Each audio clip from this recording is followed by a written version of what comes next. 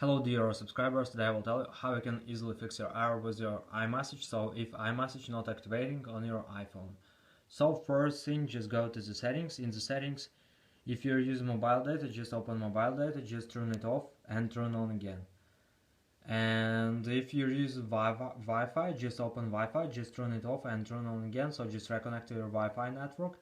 And also you can try to restore your Wi-Fi router, so sometimes it also helps. Also you can try to turn on airplane mode, wait a few seconds and just turn it off.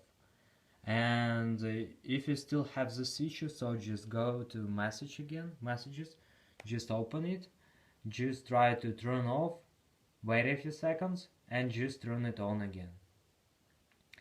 And if it doesn't help you, you can also try to go to the general, just find here general. And in the general you need to open software update, and now if you have available updates, just download and install them on your iPhone. And if it doesn't help you, you can also try another way, so just go to the general again, just find here shutdown, just slide to power off, wait a few seconds and just power on your phone again. And after you restore your device, just try again to activate your iMessage. So the best way is to turn off iMessage, restore your phone, and after it will restore your system, just turn it on.